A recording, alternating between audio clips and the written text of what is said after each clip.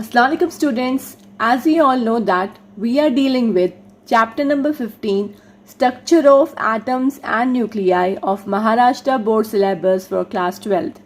In our previous lecture we have seen Bohr's three postulates, that is Bohr's atomic model.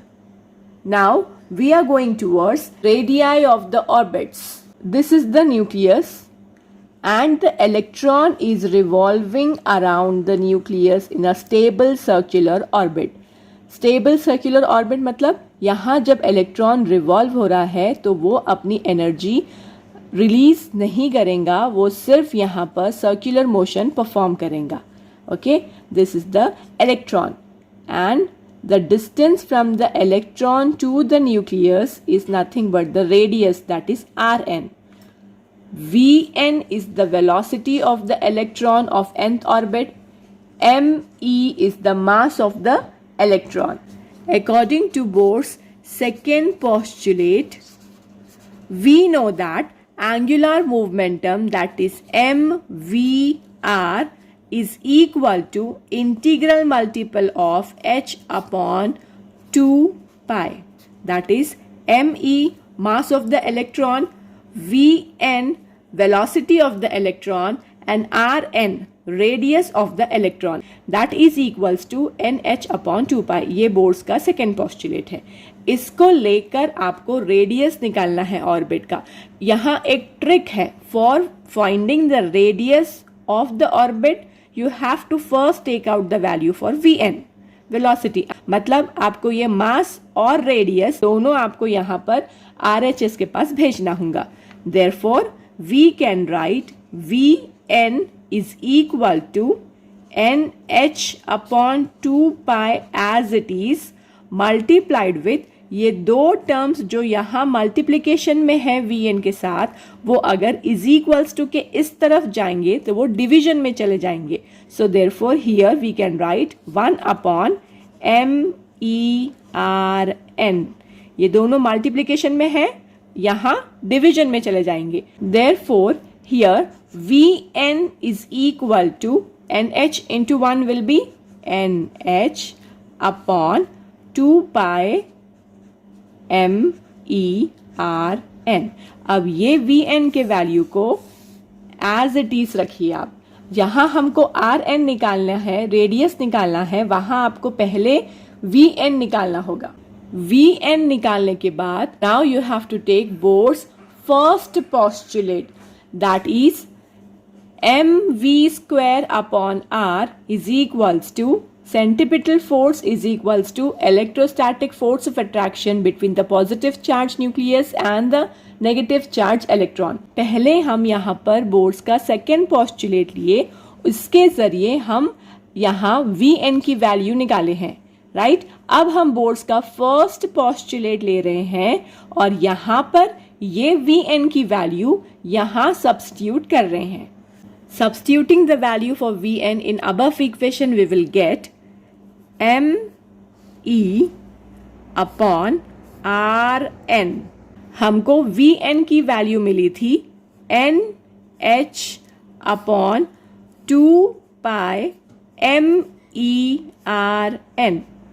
This is equals to, ये square को हम ये bracket को square को open करना है, उसको लिखेंगे n square h square by 2 का स्क्वायर हो गया 4, पाई का square pi square, ME square RN square. ये हो गया ये स्क्वायर. दिस इक्वल्स टू, बाकी टर्म्स पूरे एज इट इज लिखना है आपने. अब आपको टर्म्स कैंसिल करना है जो यहाँ पर न्यूमरेटर और डिनोमिनेटर में है. जैसे यहाँ ME न्यूमरेटर में है, आप इसको डिनोमिनेटर में से एक ME कट कर सकते हैं. Here you are having ME square. Radius जो है RN स्क्वायर, यहाँ का रेडियस एक और इज इक्वल्स टू के इस तरफ का रेडियस. आप ये दोनों रेडियस को कैंसिल कर सकते हैं बिकॉज ये दोनों सेम टर्म्स है. इज इक्वल्स टू के LHS के पास है और यहाँ RHS के पास है. Now this 4 and this 4 will get cancelled. Pi square में से एक पाई और यहाँ का एक पाई कैंसिल हो गया है. तो रिमेनिंग टर्म्स क्या बचे हैं यहाँ पर, ये देखिए. यहाँ पर आप ये टर्म्स कैंसिल कर चुके हैं, तो आपको ये वाले टर्म्स यहाँ मिले हैं। अब आप क्या करेंगे, आपको निकालना है आर एन की वैल्यू। तो हम इसको क्रॉस मल्टीप्लाई करते हैं, तो एप्सिलॉन 0 इसके साथ मल्टीप्लाई हो जाएगा, ये इक्वेशन देगा। ये पूरा डिनोमिनेटर का टर्म ये न्यूमरेटर के टर्म के साथ मल्टीप्लाई हो जाएगा और हमें ये इक्वेशन देगा। आपको आर एन की वैल्यू निकालना है यहाँ पर, तो सिर्फ आर एन को ये साइड रखिए, बाकी ये पूरे टर्म्स को आप इसको यहाँ भेजेंगे। जब ये पूरे टर्म्स आर एन के साथ मल्टीप्लिकेशन में है, जब वो इज इक्वल्स टू के इस तरफ आ जाएंगे तो वो डिवीजन में चले जाएंगे। जैसे कि यहाँ epsilon 0 n square h square numerator में रहेगा, डिनोमिनेटर में आपके ये पूरे टर्म्स चले जाएंगे, यहाँ हो जाएगा आर एन और डिनोमिनेटर में जाएगा m e pi z e square. Therefore you will get the value of Rn as Rn is equals to epsilon 0 n square h square by pi m e z e square। epsilon 0 है यहाँ पर permeability of the vacuum, जहाँ वो electron revolve हो रहा है। h is the Planck's constant, pi is the constant, 3.14 इसकी value है। me is the mass of the electron, z is the number of electron which is called as atomic number, and E is the charge on the electron. These terms are constant. ये पूरे term constant है। You can write as Rn is directly proportional to n square। ये term कैसे लिखे आपने, यहाँ ये पूरे टर्म सिर्फ n को छोड़कर सारे टर्म्स यहाँ पर कांस्टेंट है, इसीलिए हम बता सकते हैं कि radius is directly proportional to the square of n. What is n here? n is nothing but the principal quantum number. It is an integer, positive integer, जिसका नंबर्स है 1 2 3 4 5 अप टू सो ऑन। ये पूरे number of orbits है कोई भी atom के, जो कितने भी हो सकते हैं। और हाइड्रोजन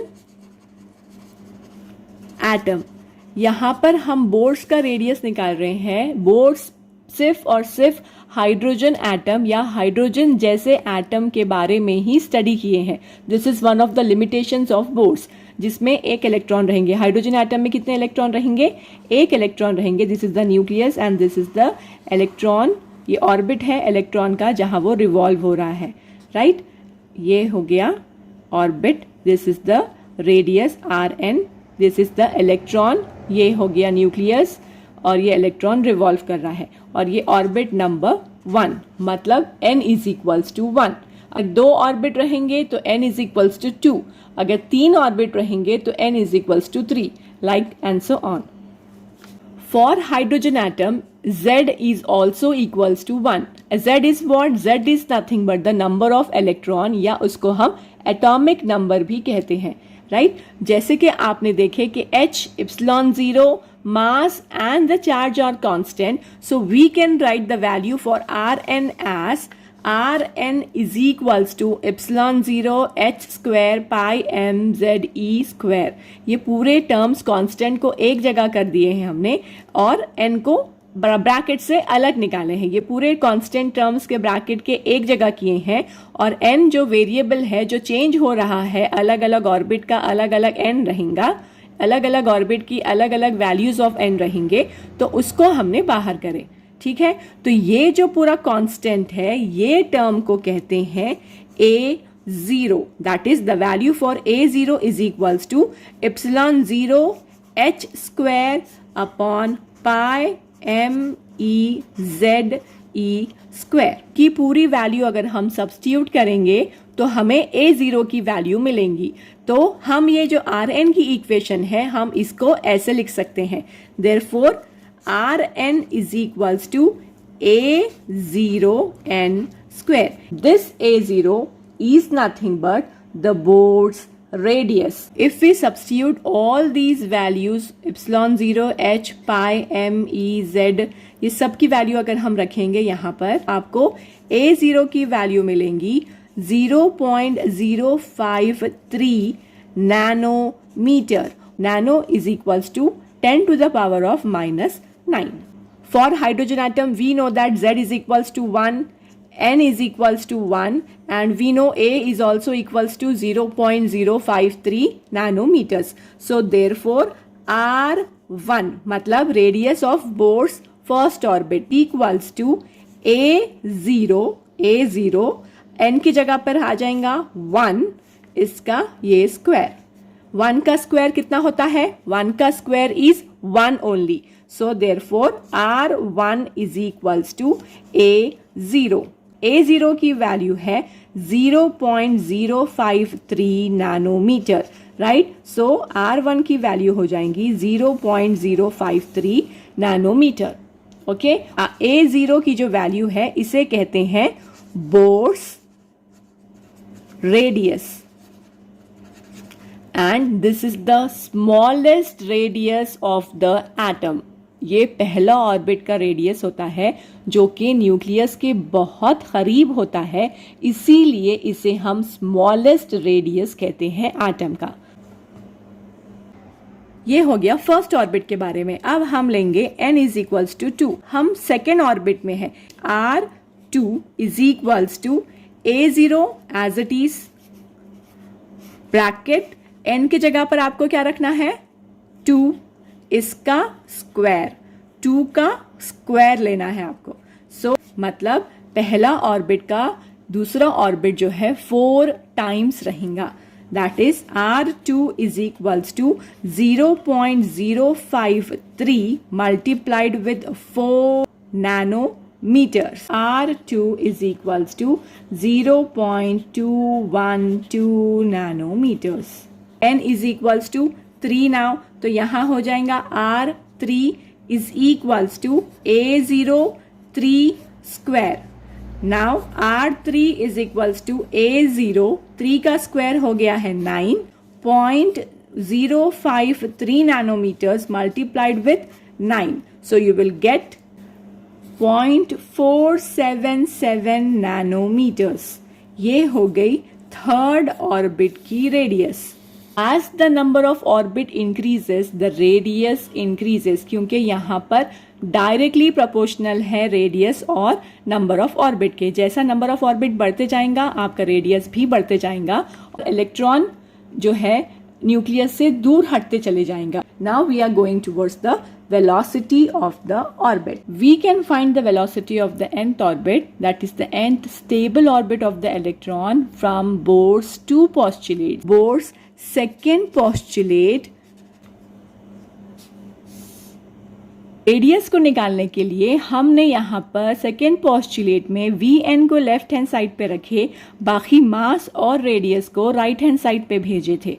यहाँ पर आपको वेलोसिटी निकालना है तो उसके लिए आपको Rn को यहाँ रखना होगा, बाकी ये दोनों टर्म्स को आपको उस तरफ भेजना होगा. सो देयरफॉर Rn यहाँ रहेगा, ये टर्म एज इट इज रहेगा NH/2π मल्टीप्लाइड हो जाएगा मास और वेलोसिटी जो कि यहाँ न्यूमरेटर में है, यहाँ जाएंगे तो वो डिनोमिनेटर में चले जाएंगे. ये बन जाएगा 1 mass into velocity. Now according to Bohr's first postulate we can write Rn इसमें के एक और यहाँ का एक Rn कैंसिल हो जाएंगे और यहाँ आपको मिलेगा मास वेलोसिटी का स्क्वायर, ये पूरा term ZE square upon Rn. Rn यहाँ डिनोमिनेटर में है तो ये Rn के जो पूरे टर्म्स है वो रेसिप्रोकल हो जाएंगे. तो यहाँ हम लिखेंगे न्यूमरेटर बन जाएगा डिनोमिनेटर, डिनोमिनेटर बन जाएगा न्यूमरेटर. तो यहाँ NH हो जाएगा डिनोमिनेटर में, जो ये न्यूमरेटर में है वो हो जाएगा डिनोमिनेटर, मल्टीप्लाइड जो नीचे ये टर्म्स है वो ऊपर चले जाएंगे. तो यहाँ हो जाएगा 2π MEVN. न्यूमरेटर और डिनोमिनेटर के टर्म्स है वो आप कैंसिल कर सकते हैं, जैसे कि यहाँ पाई कैंसिल होगा, यहाँ पाई कैंसिल होगा, यहाँ का 2 1s are 2 and here 2 2s are 4, ये कैंसिल होंगे. यहाँ मास और यहाँ का मास कैंसिल हो जाएगा. सेम उसी तरह यहाँ की एक वेलोसिटी और यहाँ की एक वेलोसिटी कैंसिल हो जाएंगी. अब बचे हुए टर्म्स क्या है यहाँ पर? Vn is equal to ZE square upon 2ε0 NH. This is the value for Vn. This is the velocity of nth orbital.